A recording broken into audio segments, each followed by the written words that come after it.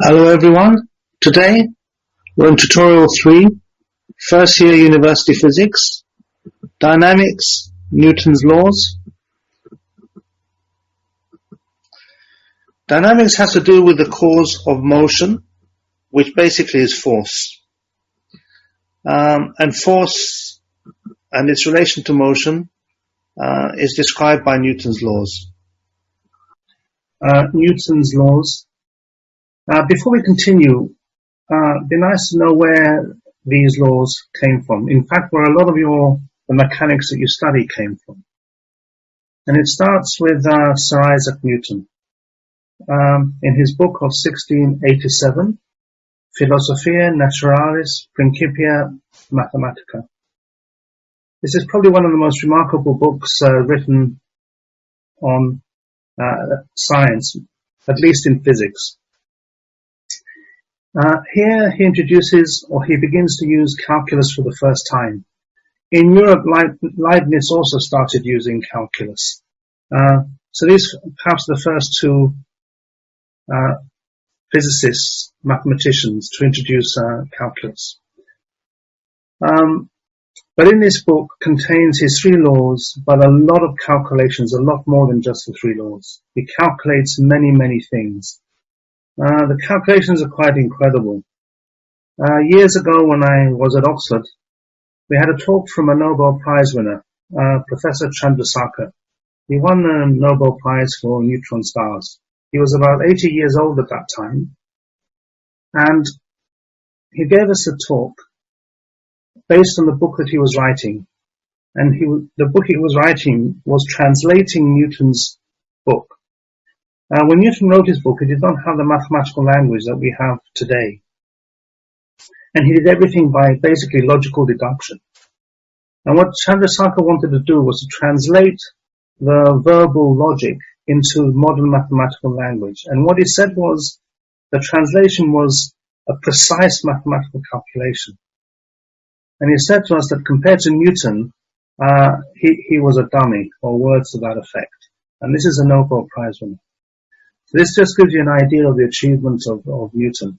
So don't take for granted the things that we know today, which are obvious. Even to get to the position where the laws of motion are known was thousands of years, from the early speculations in Egypt and in Greece of movement. They didn't conceive movement the way we do in terms of velocity, acceleration, and force producing motion. All of this was not so obvious. It took centuries and centuries in order to reach the stage of clarity that was presented in Newton's books. Okay, without further ado, Newton's first law. Everybody continues in its state of rest or of uniform motion in a straight line, unless compelled to act otherwise by some external force. I'll go to the whiteboard and explain that a little bit more. Newton's second law, the rate of change of momentum is proportional to the applied force. My definition is a bit more general than you may see in your books, but this is the general definition is the correct definition. And it's better to start from the general and then simplify. Now in calculus, the rate of change is expressed in terms of a derivative. So the force is proportional to the rate of change of momentum. If mass is constant, then we can take the mass outside of the derivative, and we're left with this. Now dv by dt is the calculus definition of acceleration. So we have force is proportional to mass times acceleration. And when we insert a proportionality constant k, we have Newton's second law. Now when we go to SI units, the constant of proportionality k is equal to 1. And now we get to the form that you're familiar with, I'm sure from your lectures. F equals mass times acceleration. And this is Newton's second law in SI units. The third law, to every action, there is an equal and opposite reaction. Again, I'll come to an example of this a bit later. So now let me go to the whiteboard. Newton's first law. There are 2 things.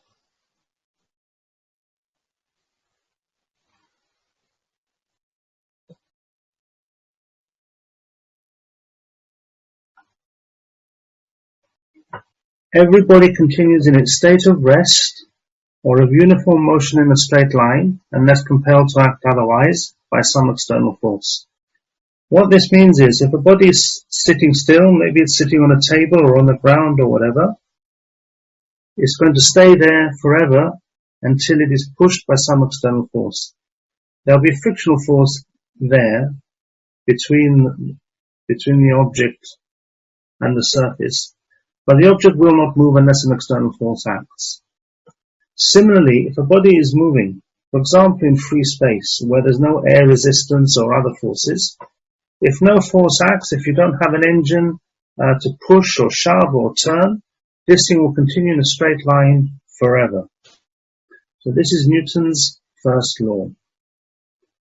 Newton's second law, let me clear all of that. Newton's second law says that the rate of change of momentum is proportional to the applied force. Mathematically, in calculus, this is proportional to the rate of change of momentum.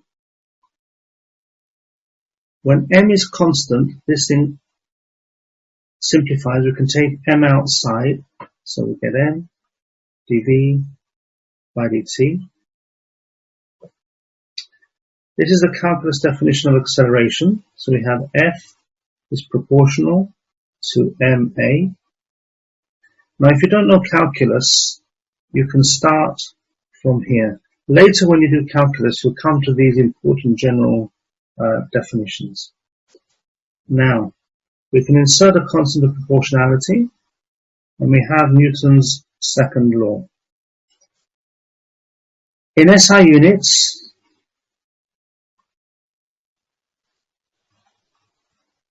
the constant of proportionality K is equal to 1. So I get my Newton's law in the form I think you're familiar with. F equals ma. And this is Newton's law. Second law in SI units.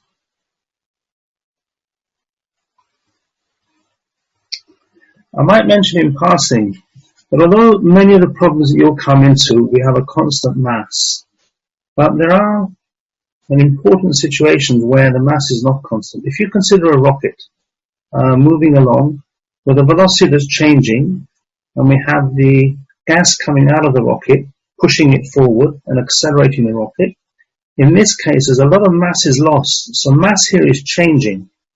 In this case, to look at rocket motion, you need to look at the general definition of the rate of change of momentum. Mass here is not constant.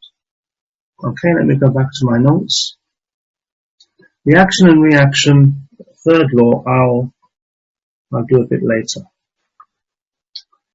Now consider some common problems that arise in your tutorials and your tests and exams. So I picked a selection of the main problems. I won't be calculating anything here. There'll be calculations in your tutorial questions. Here I just want to point to the main features and the main equations that you need to know in order to tackle these kind of problems. Now the first typical problem is you have a block sliding down a slope with no external forces acting. They're simply pulled down by the action of gravity. Now in all of these kind of problems, you begin by resolving the weight of the block parallel and perpendicular to the slope. This is always the way you begin such a problem. Then the normal reaction will be mg cos theta. The force producing the acceleration will be mg sin theta. One thing to note though, if this is the angle of the slope, then this angle here will also be theta. This is proved geometrically from this right angle triangle. I'm going to show you all this on the whiteboard, so I'm just going to show you all this briefly in my notes. Once we have done this, you can, if you want, do a free body diagram, but when you've only got one body, it's not strictly necessary. You can see from the diagram what the net force should be. When you're calculating the net force, you're calculating the net force in the direction of motion. For example, the forces here which are perpendicular to the motion balance each other. So you don't have to include them into the equation. So we're only looking to balance the forces, or to find the net forces in the direction of motion. So we find the net force. Once we found the net force, we then plug it into Newton's second law. And then it depends what information and what data you're given in the question. That's one kind of problem when there's no external force, and mg sine theta is sufficiently big to overcome the friction. Friction, by the way, always opposes the motion. You will also need the equation for friction, by the way. So this is the other important equation. This one, the F net, and Newton's second law. When you have problems involving an external force, the additional thing is to resolve the external force into its perpendicular and horizontal components compared to the slope. So these are the additional elements. What you have to be careful of here, when you do resolve the additional force, you now have an additional force producing the acceleration. You also have a force perpendicular which changes the normal reaction. In this case, this force tends to lift the body up. And we assume, by the way, that perpendicular is not big enough to pull the block away from the surface. Otherwise, obviously, the calculation becomes impossible. So we assume the force is not big enough to pull the block away so that it can slide down. But it does have the effect of appearing to reduce the weight. So the normal reaction then is going to be less than when there's no force. So the normal reaction then, if the perpendicular component of the force is F cos alpha, then the normal reaction is mg cos theta minus F cos alpha. From the normal force, I can calculate my frictional force. Again, the net force is in the direction of motion. This time, both F parallel and mg sine theta contribute to the motion. F parallel is this, so my net force is given by this. The friction is negative because it's opposing the motion. Once I found my net force, I push it into my Newton's second law. Again, another variation of the same kind of problem is that now we have a force upwards. Here I'm assuming F parallel is big enough to overcome mg sine theta and the frictional force. So again, the key to all of this is resolving the weight parallel and perpendicular to the slope and the force parallel and perpendicular to the slope. Again, the perpendicular component changes the normal reaction. This time it's pulling down along the same direction as the weight. So now the normal force is going to be bigger than without the force acting. So it's mg cos theta plus F cos alpha. My net force again, this time my mg sine theta is opposing the motion. My frictional force is, as always, is opposing the motion. So the force producing acceleration is F parallel, which is F sine alpha. So my net force is this one this time. And once we've got the net force, we push it into Newton's second law. And then, depending on data we have, we perform the calculation. Another common problem is this one, when we have two masses connected by a string. I'm assuming here mass M1 is bigger than mass M2, so M1 pulls M2 along. The important features to notice in this is, first of all, in these kind of problems, you're usually told the string is uniform or homogeneous. Homogeneous means the properties of the string stay the same throughout the string. So you can say that homogeneous is another word for uniform if you like. But for a homogeneous or uniform string, The tension, the magnitude of the tensions is the same throughout, but the directions are different. So this mass pulls on this mass with a tension T, so it's pulling it up. This mass pulls on this mass with a tension T, so it's pulling it this way. The other crucial feature to notice is that the accelerations on both masses are the same. Now, if you don't observe these two features, that the tensions are the same, the accelerations are the same, you won't be able to solve the problem. There'll be too many equations and too few unknowns. So by keeping this in mind, the question becomes manageable. The other key point of tackling these problems is a free body diagram. So you take a free body diagram means you look at a single body of the whole system and look at all the forces acting on that particular body. So you do a free body diagram for this mass, M1, and a free body diagram for this mass, M2. These are explanation steps which you can read for yourself. These are the free body diagrams for mass 1 and the corresponding equations that you will need. A point to note is when you've got more than two forces acting in each direction, you sum the forces and you put the bigger sum first. In other words, you make it positive, and the smaller sum, you make each of the terms negative. Again, a free body diagram for the mass M2 and the corresponding equations. I'll do an example of Newton's third law on the board. I'll just let you see my notes for this.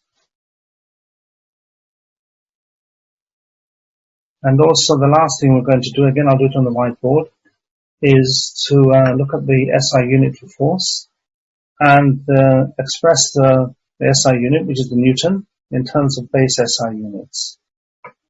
Okay, so I'll do that on the whiteboard. Okay, let's look at example 1. I'm going to look at first at a block sliding down a slope with the only force acting will be the weight of the object. Well, friction will oppose the motion. If it's going to move and there's friction between the surfaces, there'll also be a frictional force. Otherwise, there are no other external forces. So let's have the weight acting downwards.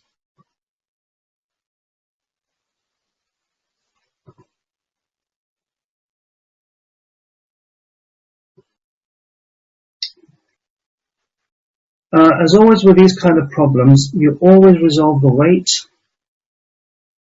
parallel and perpendicular to the slope. If this is theta, this is going to be theta. Now I'll show you a geometric argument why in a moment. So this is my component, my adjacent, and my opposite. This is obviously equal to this one. This is mg cos theta. This is mg sine theta. This is the force pulling the object down. Now if this force is bigger than the frictional force, then it's going to move downwards. If it happens that mg sine theta is equal to f, and you give this and this is moving at a certain velocity, it will move down with a constant velocity. But that special cases, I think, is not something that you're going to come across. Most likely, you'll come across this kind of situation. Right, as always, there's a normal force to the contact surface. So we have to consider also the normal force. And we know that my frictional force is going to be mu times the normal force. Okay, so this is the, you begin by drawing a diagram, resolving your forces. Resolving your forces. And let's see what equations you need for this kind of problem. First of all, we need an equation for your frictional force. Then we need to know the normal reaction. The normal reaction always acts perpendicular to the surface, I've drawn it there. I can draw it even from the, from the point of contact as well. I prefer to draw it just like this. But in any case, wherever I draw this, it has to be perpendicular to the slope, and it must balance mg cos theta. So my normal reaction then is mg cos theta. So this component of gravity contributes to the frictional force. So my frictional force then is equal to mu mg cos theta. So this would be one of the equations that you need. Now we also need the forces causing motion to apply to Newton's second law. F net equals mass times acceleration. Let me call the mass of this object then. Well, we've already implied that already. Now what is the net force? F net. Basically, when we're looking at Newton's second law, we're looking at the forces producing the acceleration. So we want the forces in the direction of the motion. We don't consider these because these two things balance, so they're not contributing to the acceleration, except only through the action of friction. Now, when I write F net, I always write the bigger force first, and the biggest force is obviously in the direction of the acceleration. So my mg sine theta is the bigger force, so it goes first, and then minus the friction, which is opposing the motion. So my net force becomes F net equals mg sine theta minus mu mg cos theta. If I put this into my Newton's second law, we have mg sine theta minus mu mg cos theta equals mass times acceleration. So this is another one of the equations that you need when you're solving these kind of problems. Notice that in this case the masses cancel, so we simplify things. To finish up then, I wanted to show you a geometrical argument for why these are equal. So let me rub this bit out. Now what I'm going to look at is this, and notice that this is a right angle, and I'm going to extend this all the way down. So let me draw up to here, and then the perpendicular to the slope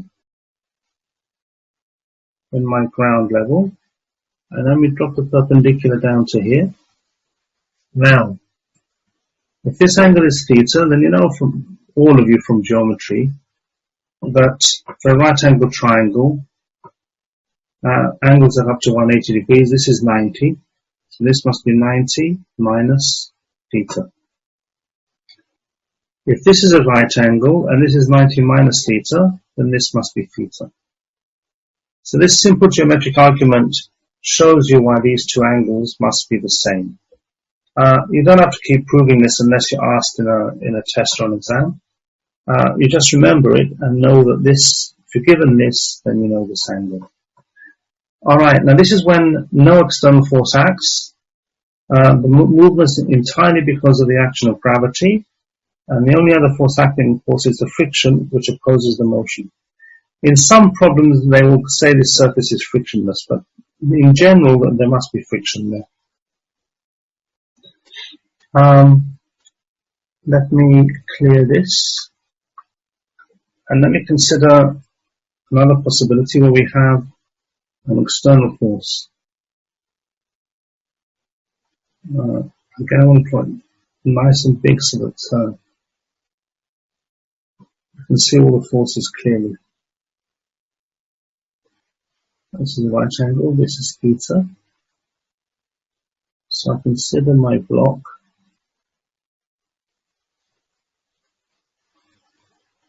we have the weight.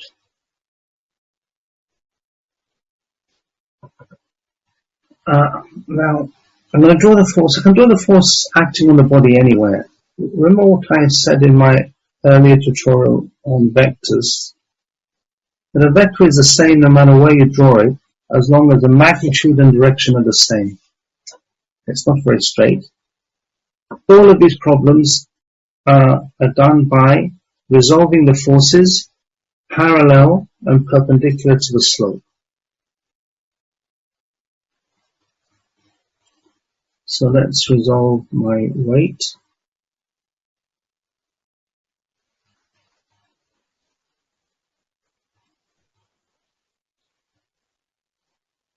This is theta. So this is mg cos theta. This is mg sin theta.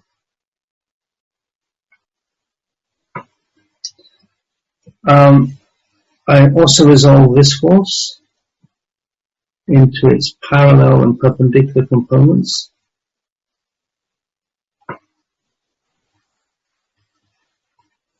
I'm going to call this alpha.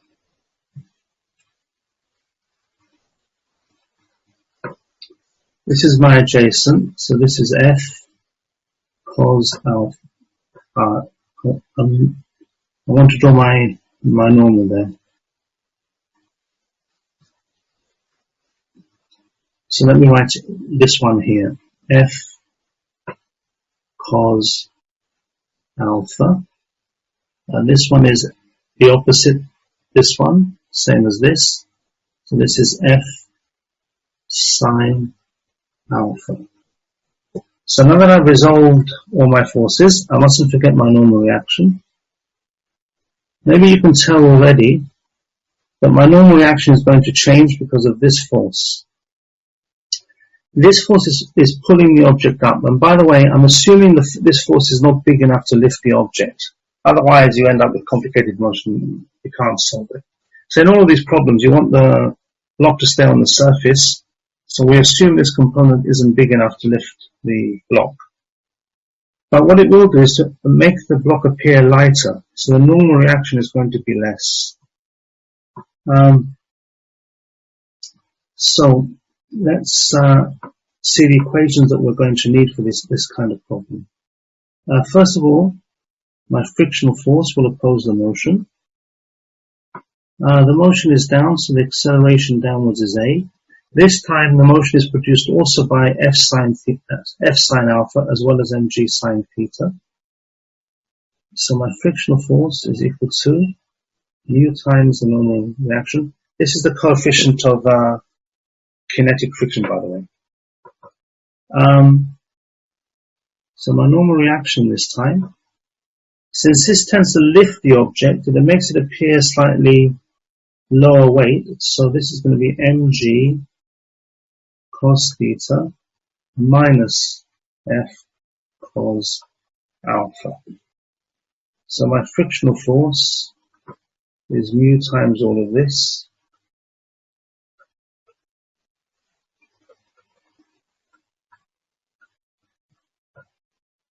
Okay. Now I want my equation of motion, Newton's second law. So I need to find the net forces producing the motion. So when I'm writing Newton's second law like this, I'm considering only those forces in the direction of the motion. The forces that are perpendicular to the motion, which balance each other, we can ignore those. They only affect the motion insofar as the normal reaction determines the friction. Right, the biggest forces then, well, these two are the bigger forces. So both of these are positive. Mg sine. In all of these cases, when you sum up the forces and you put the biggest sum first. So this is the biggest sum. And we have that friction is opposing all of this. So this is my net force. This is a bit long, so I'll leave F like this. Now feeding this into my Newton's second law, I get mg sine theta plus f sine alpha. I don't really need the brackets, but I'm just emphasizing these are the bigger forces. Equals mass times acceleration.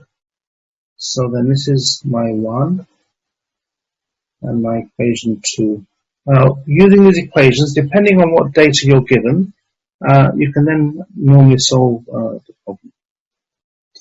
Okay, let me clear that. Let's look at another possibility where the force now is acting up the slope, and I'm going to assume the force is big enough so that the motion is up the slope.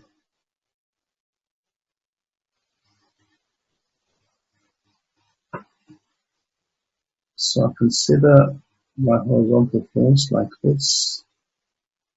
My weight, that line is too bad.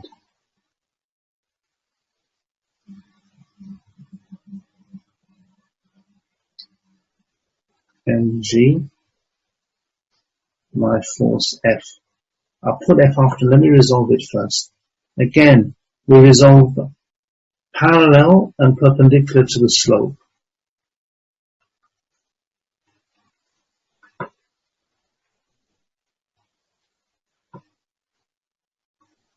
My parallel component of F, my perpendicular component.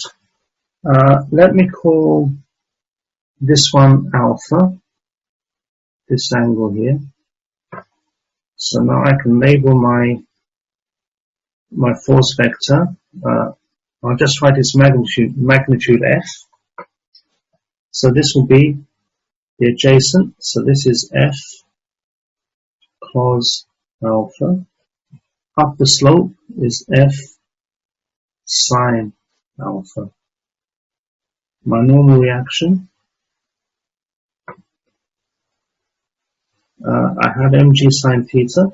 Oh, let me resolve it first nicely.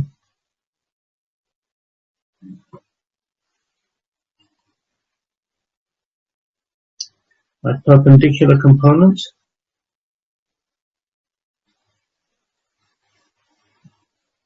mg cos theta,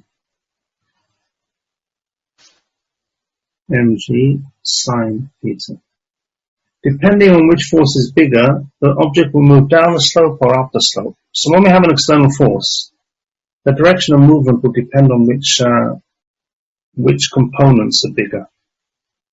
Here, I'm going to just suppose that F sine alpha is bigger than mg sine theta. In this case, and assuming this is also big enough to overcome friction as well, movement will be up the slope.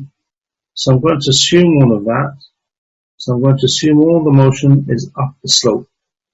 My friction opposes the motion, so my friction will now act in the same direction as mg sine theta.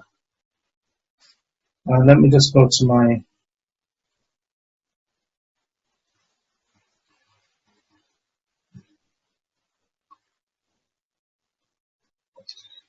other screen.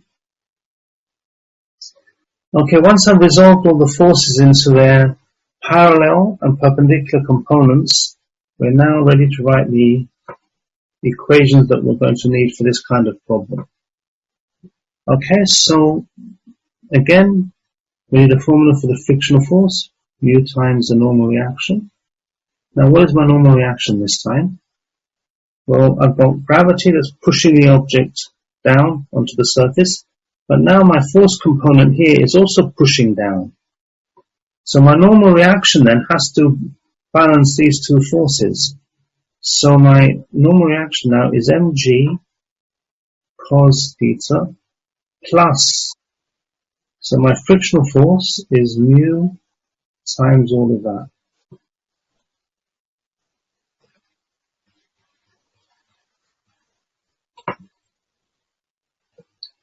Right. Now I need my net force for Newton's second law.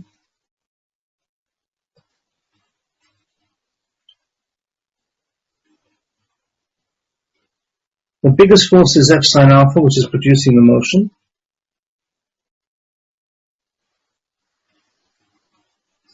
This time mg sine theta is opposing the motion, so it's a minus. My friction is opposing the motion, so this is also a minus.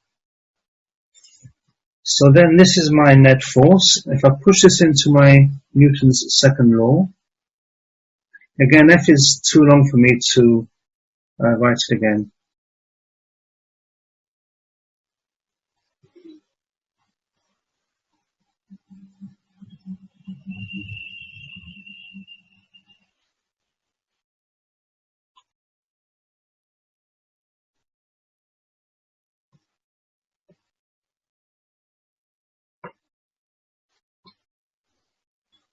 Okay, my equation number 1, my equation number 2.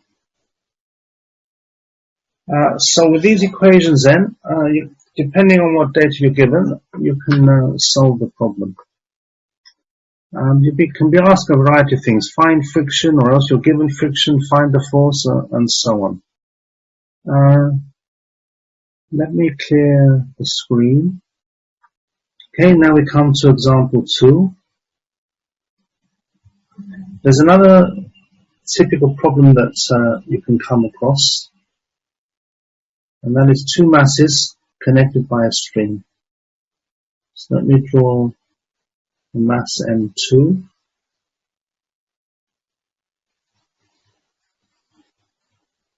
There's some kind of pulley system. So the string goes down. I'm finding difficulty drawing straight lines. I want to draw M1 bigger.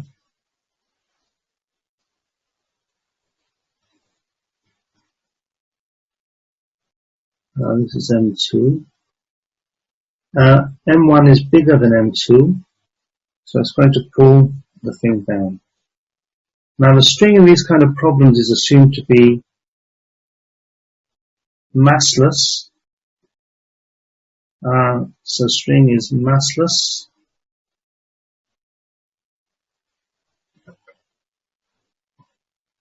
And homogeneous or uniform. Homogeneous means the properties are the same everywhere. So as homogeneous, you can say, is another word for uniform. So this you can also say uniform. So it's a massless homogeneous string. We also assume the pulley is massless and frictionless. This simplifies the calculation.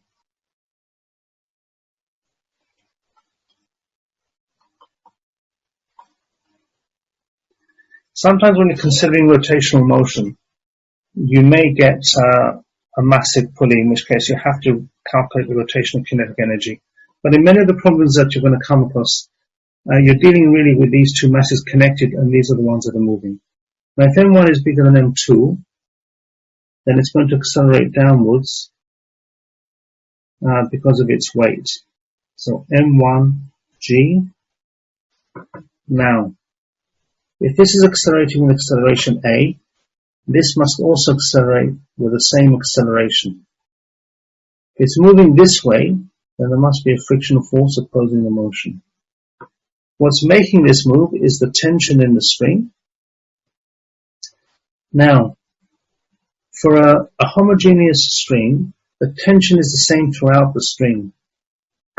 So this object is pulling on this object with a tension T, and this bigger object is pulling on the smaller object with a tension T.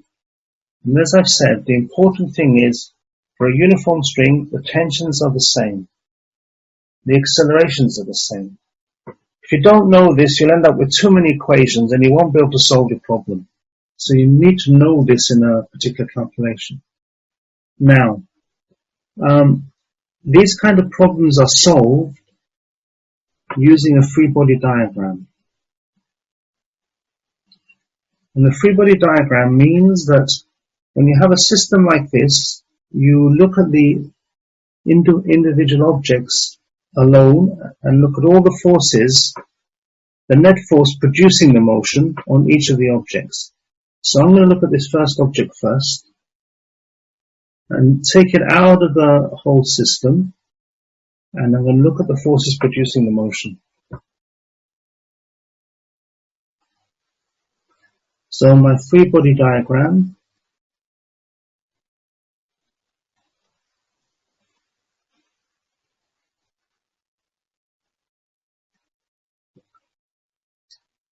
for mass M1.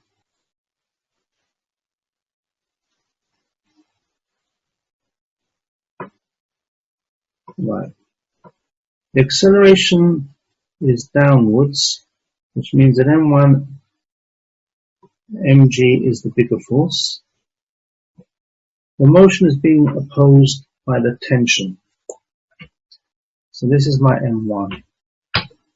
So this is my free body diagram. These are all my forces producing the motion MA. So now I can apply Newton's second law in the form F net equals mass times the acceleration. This is mass M1. My net force, M1g is a bigger force, minus the tension, so I get this. So feeding this into Newton's second law, I have M1g minus t equals M1a. This is my equation 1. Quite often in these kind of problems, you're going to be asked to find the tension and the acceleration.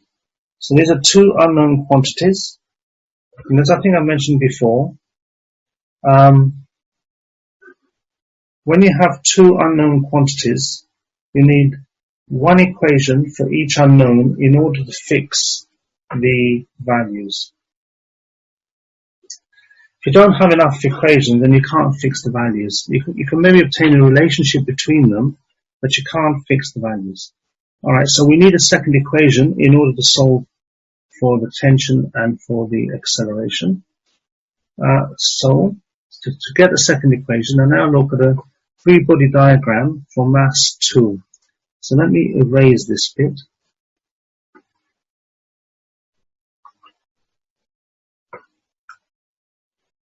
Right, free body diagram for mass M2 now. So let me use a different color.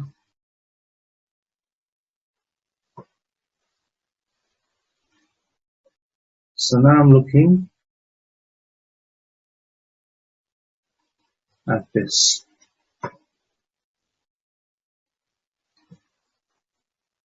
F net, maybe I better call this F net dash, since this net force will be different.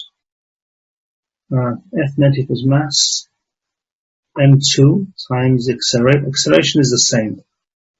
So my F dash net equals,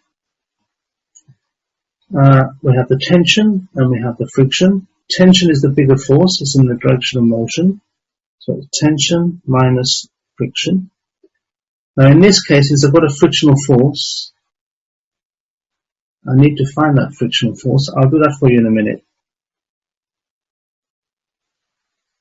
My normal reaction obviously balances the weight M2g. So N equals M2g. Well, I might as well do it.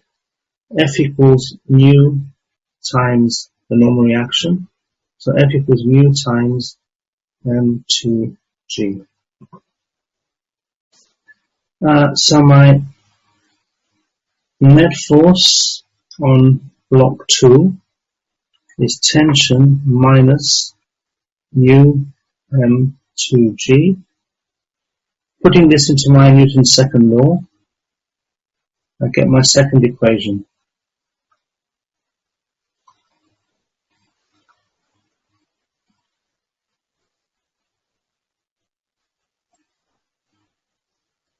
Okay, so these are the equations you're going to need to solve these kind of problems. as they come up in your tutorial questions. Okay, I think that finishes that bit. Clear drawing. An example of Newton's law, or at least a little bit more explanation of Newton's third law. We have an object sitting on the table.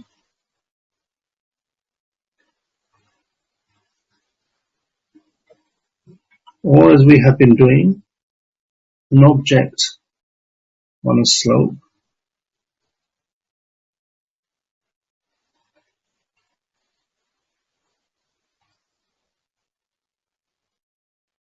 Now I'm only going to be interested in this, this is theta. I'm only going to be interested in mg cos theta here. This is where my action and reaction come in. This one is mg. Again, my normal reaction. As long as the table doesn't break and the object is sitting on the table, then the normal reaction has to balance the weight. So the normal reaction is mg. The normal reaction always acts at right angles to the contact surface. So let me write that down because it's important. The normal reaction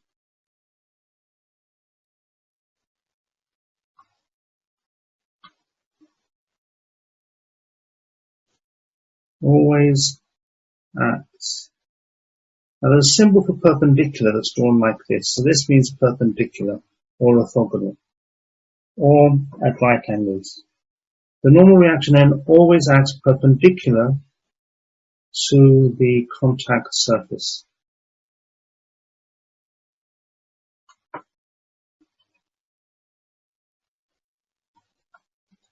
Okay, so here the contact surface is the table surface, and the two forces oppose each other, and we have our equilibrium or balance.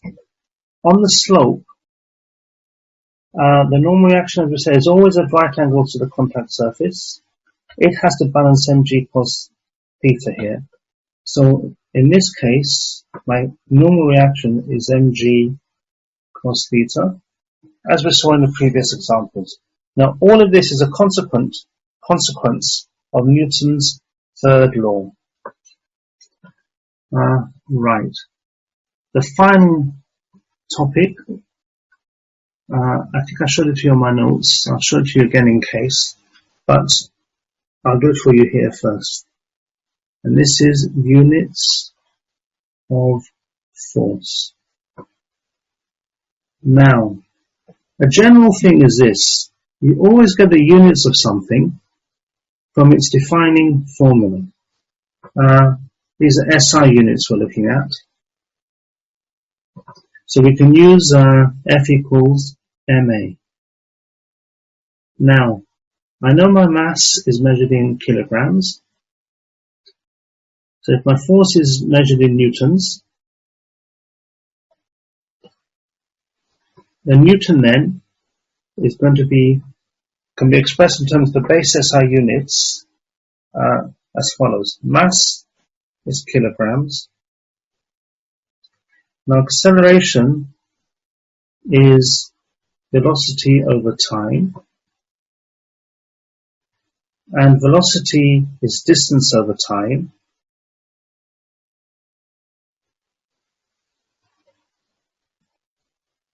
So I have mass times distance times time squared.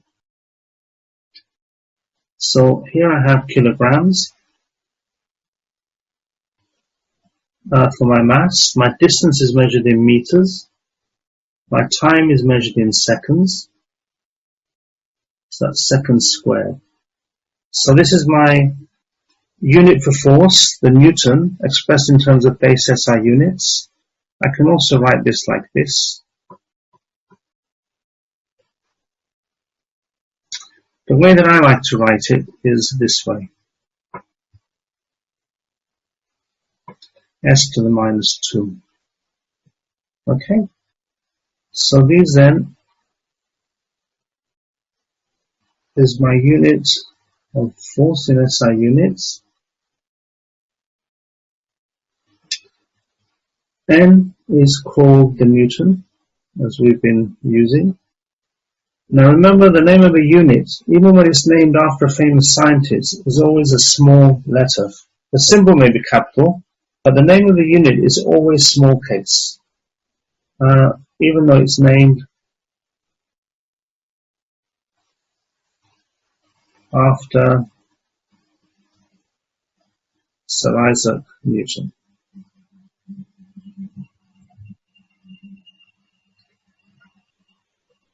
And by the way, units which are derived from the base SI units, remember my base SI units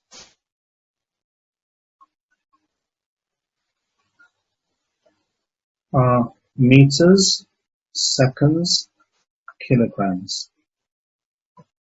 Units expressed in terms of the base SI units are called derived units. So the Newton then is a derived unit. Okay, this concludes my notes for Newton's laws. So stop sharing. I think it's enough for today. I want to know, just the last look at my notes. Yeah, I think I showed you this before, but just in case, let me show it to you again. So this time it really is the end, and so bye bye for now until the next tutorial.